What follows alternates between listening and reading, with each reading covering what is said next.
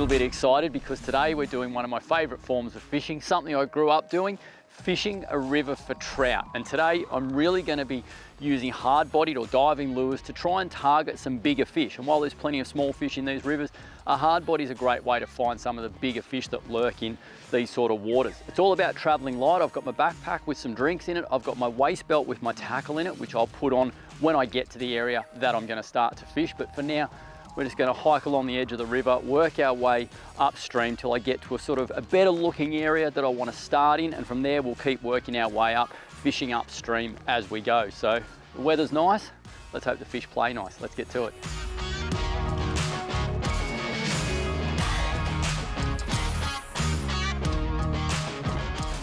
Too good to pass up, so I'm going to get myself sorted.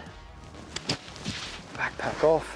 As I said, got my drinks in here, sunscreen, all those bits, but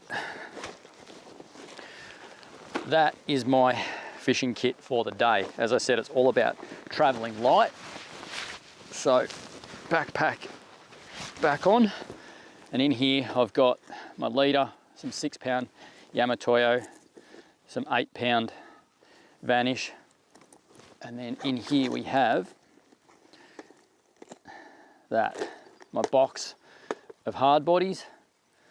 Okay, and you'll see they're all like a minnow sort of shape, hard to go past your Rapalas, like your CD5s, brown trout, rainbow trout, they love all this stuff. I've got some bigger things here like double clutches, some crankers, some other Rapalas, so we can mix it all up, a few spinners if I need, but it's really about throwing hard bodies because I'm trying to find that bigger fish.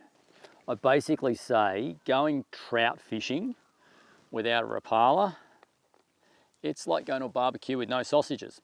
So you've just got to have them. The CD5, floating 5, whatever it may be, is such a fish catcher around the world. I love them. They're made of timber. They just swim so well, and trout absolutely smash them. I'm just going to go with that guy, that little rainbow trout, to kick it off. So I will be changing lures a lot. So I'm going to run a snap instead of retying the lure every time I want to do it. So, or change lures. Now, if you've got a snap or your rig at the end of your rod and you want to get it off, the worst thing you can do is grab the line and pull the rod round like that. That's how you snap your rod. So you've got two ways of doing it. You can either pull line off like that and just shake the rod tip, and as you can see, that hangs down. Or the other one, if you get the rod like that, if you're ever going to pull line off the reel, pull it directly through the rod. See that? I'm not actually bending the rod at all. I'm keeping it dead straight, pulling the line like that, drag off the reel, and then we have this here. The other one is give yourself something to work with. Everyone tends to start fishing and they're trying to put their lure on with the line up here and doing that sort of stuff. Again, that's how you put a hook in your finger, because you slip and you get hooked. Give yourself plenty to work with. I generally always have it sort of between there and the reel. That way we've got slack line. We can work with it all right in front of us, and life is so much easier. Just open that tiny little decoy snap, click that on, shut it, we're ready to fish.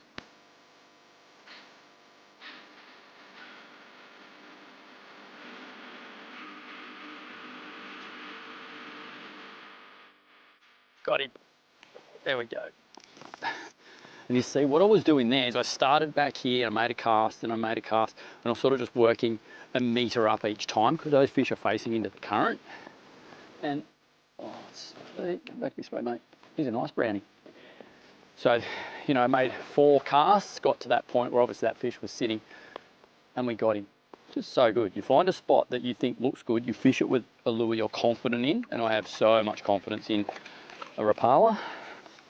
He's a nice looking fish too.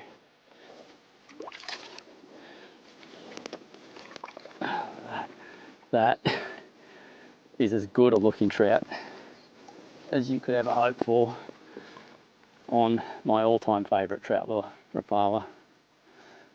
That hook's right where it needs to be. Get that sunlight on him. Getting those spots, getting ready for spawning season. But he is in great condition. Look how thick he is through the shoulders there. Little pliers there, watch this. Pop that out. Lure can just sit there. Swim off, mate. It's like, what was all that about?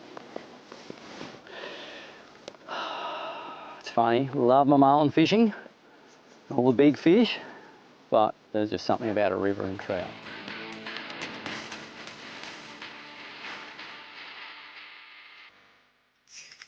Got him. Work my way down. It's obviously hard to try and pull the fish up current, so if possible, I'm going to try and get a little bit below him. He's a nice one. And we'll drag him across into this really shallow stuff and try and land him there. And what this is the head of a pool, or this is actually the head of a rapid, a big pool. So this is the tail of a pool, head of a rapid. And I'm starting here and I'm working my way up. And this guy was sitting right there just before it gets really shallow. So he's sitting there waiting for food to get swept up towards him. You see there, they still swim. He's literally got his back out of the water and he's still got plenty of purchase. It's a big fit one sitting in this fast water. As you see, that little Rapala rainbow trout just looks like a rainbow trout. They have no qualms about eating their own kind, that's for sure. And as they get into spawn mode, they'll want bigger lures, and it's more of an aggression bite then, but when they're chasing the big browns in the spawn, it's fishing like 11 centimetre size lures. But we'll get this guy back because there should be more fish through this whole area. As we get to that slower water, there'll probably be a brownie or two. Just getting his breath back. Oh, he's off. There we go. It's time for a change. I'm going to swap out from the Rapala. I'm going to go something with a bit of flash to it. Something gold, because we're going to roll through this deeper pool here. It's still got flow, but it is a little bit deeper. So we'll chuck him back there. And I think I'm going to go with this guy, that little cranker, minnow. Gold flash, red eye, sort of see through from underneath. He'll probably pull about sort of that 4 feet deep. I'll give him a run here. Oh, there's one. And what's working here is you've got the main flow there. It's a little bit slower here, but you've got structure, you've got snags and all sorts of stuff going on here. I watched him come up and eat it. Oh, hang on, I'm caught up in the tree. He's caught up in the tree. He's a nice fish. Look at that, beautiful pink stripe. That is a sensational looking rainbow trout. It's a female, it's got that little bullet head. The male had that bigger jaw. That is a sensational fish. And we'll pop it back. But most of all, I'm hoping, there you go, mate. You all learnt a few bits and pieces about river fishing, because there is thousands of rivers throughout Australia where there's not only trout but other species, and the principles are the same, whether it's jungle perch up north, a trout down south, you know, that up and across and sweep and the prime areas, you'll catch fish no matter where you are.